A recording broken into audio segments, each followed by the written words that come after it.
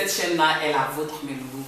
Et je vous dis merci de me suivre et abonnez-vous, abonnez-vous pour ceux qui passent par là. Moi, c'est Lincoln sur YouTube et Lynn Fashion sur Instagram. Et sachez que j'ai créé ma chaîne dans le but d'échanger avec vous. Donc, on parle ici, sur cette chaîne, on parle de tout, on se donne des conseils, on se montre des astuces, on discute, on débat des sujets, on interpelle, tout ça. Donc, si vous êtes une personne comme moi qui aime partager plein de choses, sachez que cette chaîne est la vôtre, donc vous êtes la bienvenue. Mais n'oubliez pas, abonnez-vous, ok. Et sans plus tarder, on va rentrer dans le vif du sujet. Aujourd'hui, j'aimerais parler d'un sujet vraiment qui touche tout le monde, mais en particulier les immigrants. Excusez-moi si ces derniers temps je fais des vidéos sur les immigrants, c'est parce que le constat il est réel. Il est vraiment réel en fait.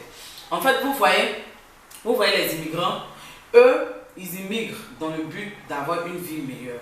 Ils disent qu'ils veulent avoir une vie meilleure, mais surtout pour leurs enfants.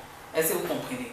Donc, ils vont à la recherche d'une vie meilleure pour leurs enfants, pour eux et les enfants. Parce que la priorité, très souvent, ils disent que c'est à cause des enfants qu'ils ont immigré. Parce que dans leur pays d'origine, avec les guerres, avec tout ce qui se passe, souvent c'est difficile d'aller à l'école correctement, d'avoir du boulot. Donc, en venant dans ces pays-là, ils offrent la chance à leurs enfants de fréquenter de bonnes écoles et de réussir plus tard. Mais le constat est posé. Quand je vous dis que le constat est posé, il est vraiment posé. Donc, mes loulous, écoutez-moi attentivement ce que je vais vous dire. Sincèrement, c'est triste. Et ce conseil-là, il vaut également pour moi.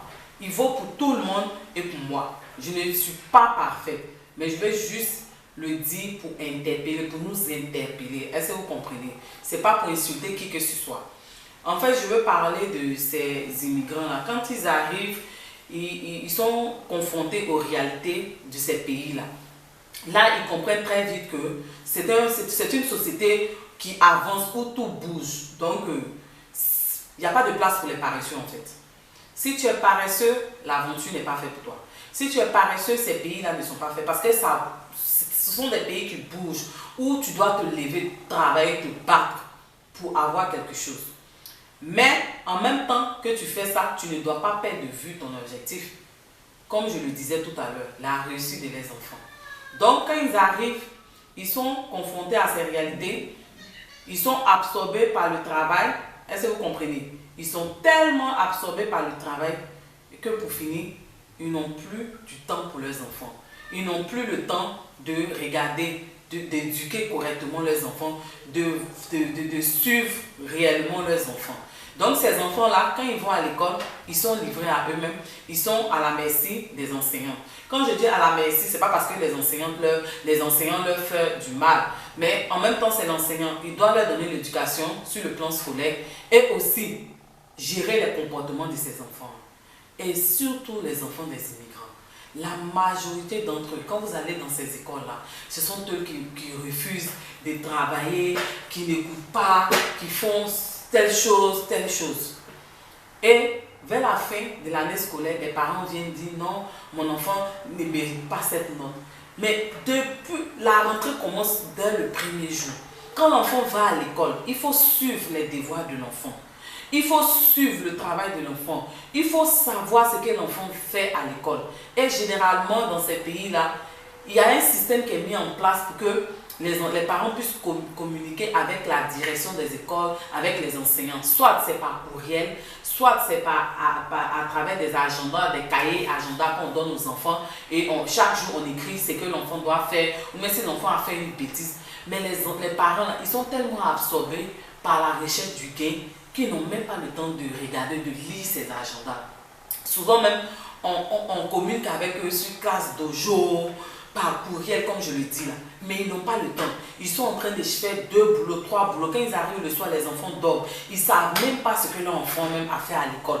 La femme aussi, comme c'est elle qui fait tout et que en même temps, elle travaille comme l'homme, elle fait tout dans la maison, elle est épuisée. Souvent, elle n'a pas le temps de suivre son enfant. Immigrants, réveillons-nous. Réveillez-vous. Pardonnez. Ce pourquoi vous êtes venus là, vous ne devez pas perdre de vue cet objectif. Vos enfants, la réussite de vos enfants. Je dis toujours, tu peux avoir 10 maisons, mais si tes enfants n'ont pas réussi, c'est comme si tu n'as pas réussi ta vie. Parce que ces enfants que vous voyez là, les enfants que Dieu nous donne là, Dieu nous confie ces enfants. demain elle va nous réclamer les sangs. Si on ne leur donne pas une bonne éducation, et pour pouvoir donner une bonne éducation à ton enfant, c'est prendre appui sur Dieu, demander à Dieu de t'aider, montrer le bien et le mal à ton enfant. Très souvent, ces enfants-là, à la maison, l'enfant va, il prend quelque chose dans le frigo, même dans la maison, en cachette sans dire. Souvent, on attrape et puis on laisse tomber, on laisse faire. Parce qu'on se dit que dans ces pays-là, et si tu frappes un enfant, si tu fais ça à un enfant, il va appeler la police et puis la police va venir, ton immigration est gâtée. Non! On ne doit pas oublier de vue notre éducation de base qu'on nous a donnée au pays. Non! On ne doit pas oublier de vue l'éducation que nos parents nous ont donnée. Ce n'est pas l'enfant qui est le parent, ce n'est pas l'enfant qui commande. Même dans ces pays-là, il y a des lois qui disent que souvent, là, quand l'enfant fait quelque chose, tu peux lui donner une punition. On n'a pas dit de frapper. Frapper même, ça rend un enfant têtu. Mais on lui donne des conséquences. On peut le priver de la télévision, de son jeu. On peut emmener l'enfant à réaliser que l'acte qu'il a posé n'est pas bon. On peut même souvent, quand l'enfant prend des choses sans demander, on sait qu'il prend, il prend sans demander. On peut mettre des films pour montrer à l'enfant que si tu fais ce genre d'acte, il y a les enfants qui font ça, il y a où ils se retrouvent. Parce qu'il y a des prisons pour les mineurs. On peut emmener l'enfant à montrer l'importance de la nourriture aux enfants. Parce que ces enfants-là, souvent ils n'ont pas envie de manger, ils jettent dans la poubelle. Montrez-leur dans des pays où il n'y a pas à manger. Montrez la valeur à nos enfants. Éduquons nos enfants. À la maison, même l'enfant est devenu comme le roi. Quand il se lève matin, un enfant même de 15 ans, il ne veut rien faire à la maison. Mais les Américains, les Blancs, là, eux, là, ils emmènent les enfants à mériter l'argent. Et ces enfants-là, ils ne veulent rien faire. Ils sont là, j'ai besoin d'argent, je dois m'acheter. Non, tu dois mériter le dollar que ton papa va te donner, l'euro que ton papa va te donner.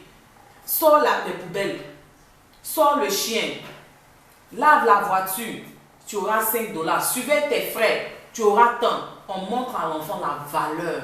Il faut mériter ce que tu as. Mais on laisse les enfants, souvent même des petites filles, même de 15 ans, 14 ans, elles ne savent même pas laver les dessous. Parce qu'on veut éduquer nos enfants d'après comme où on est chez les Blancs. Mais les Blancs que vous voyez là, eux, ils donnent une très bonne éducation à leurs enfants. Parmi eux, il y a beaucoup qui donnent une bonne éducation.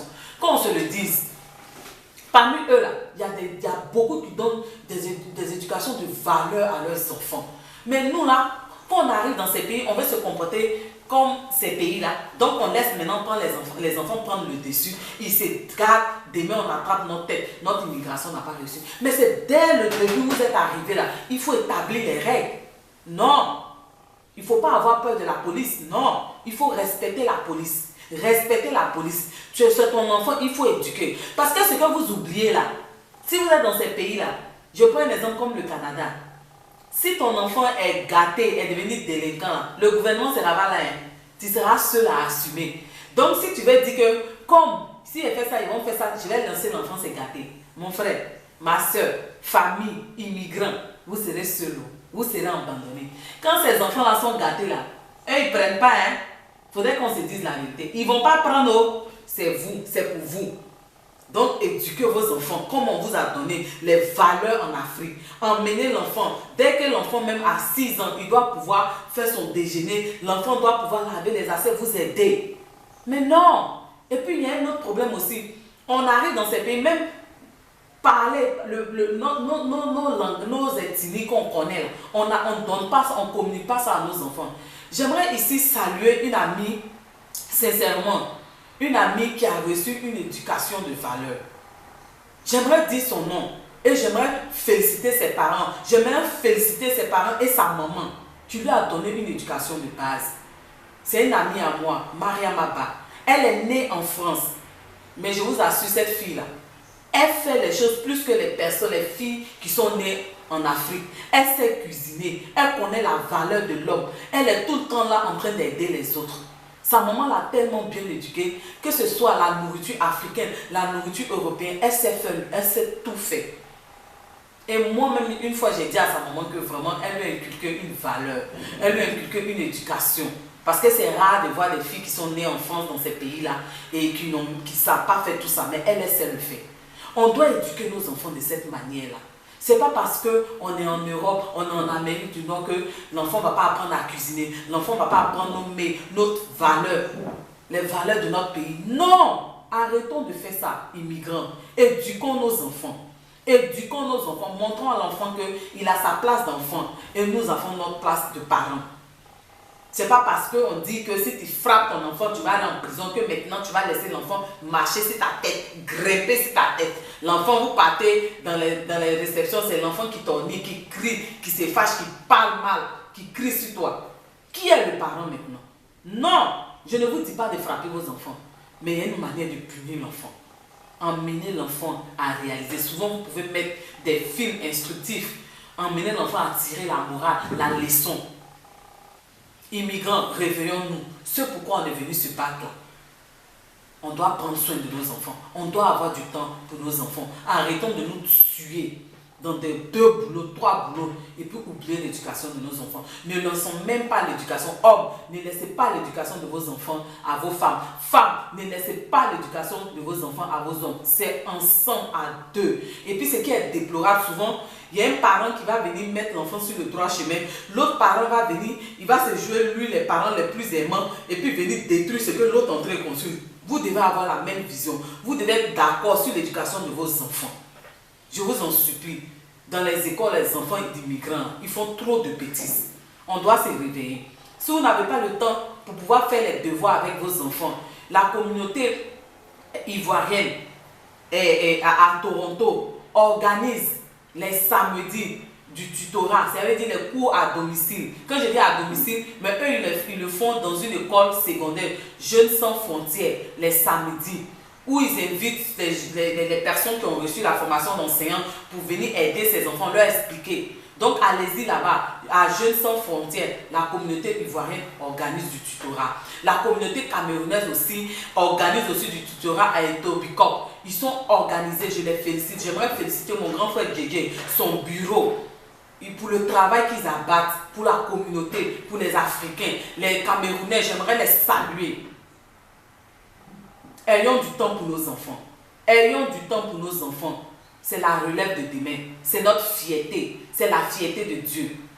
Revoyons notre manière de faire. Revoyons nos priorités immigrants. C'est ce que je voulais vous dire. Que ce soit en Afrique aussi. Hommes, femmes, revoyez l'éducation de vos enfants. Suivez vos enfants. Suivez les devoirs de vos enfants. Emmenez vos enfants à beaucoup lire. Il y a des livres qui ne sont pas chers. Créez des bibliothèques chez vous à la maison. Emmenez vos enfants à lire, à ne pas passer toujours le temps devant la télévision. Faites les devoirs avec eux. Ok? Ayez du temps. Sortez un peu avec vos enfants les week-ends. Allez-y, emmenez vos enfants au restaurant. Parce que tellement que vous êtes absorbés par le travail, les enfants sont toujours dans les maisons, absorbés. Le chauffage les fatigue. Ils ne sortent pas, ils ne peuvent pas avoir dehors. S'il vous plaît. Ayez du temps pour vos enfants. Sortez, faites des activités, inscrivez vos enfants dans les activités sportives. Parce que dans ces pays-là, ce n'est pas comme en Afrique où tu peux jouer avec tes amis du quartier. Mais l'enfant, en faisant du sport dans ces pays-là, ça lui permet de socialiser, d'avoir des amis. Et demain, c'est des champions que vous formez. Donc, mettez vos enfants dans des activités sportives. Sortez avec vos enfants. Allez-y dans les restaurants, au McDo, Happy Meal, Burger King, c'est pas cher. 5 dollars, 6 dollars. Quand c'est comme ça, vous emmenez vos enfants à pouvoir communiquer. Quand vous partez eux dans les restaurants, vous sortez avec eux là. L'enfant, en causant avec lui, vous connaissez ses champs d'intérêt. Vous savez comment orienter vos enfants. Ayez du temps pour vos enfants, s'il vous plaît. Ne perdez pas de vue votre objectif. Ça, c'est la parole de l'inconnu. J'interpelle tout le monde, y compris moi. On doit revoir nos stratégies. Que ce soit en Afrique, partout. Nos enfants sont notre fierté de demain. Sont nos fiertés. Donc nous devons revoir l'éducation. Nous devons avoir du temps pour nos enfants. Que Dieu vous bénisse. Je vous dis merci. Je vous fais de gros bisous. C'est l'inconnu sur YouTube. Lynn Fashion sur Instagram. Abonnez-vous mes loulous. Abonnez-vous. Je vous fais de gros bisous. Je vous dis bye bye. Bye.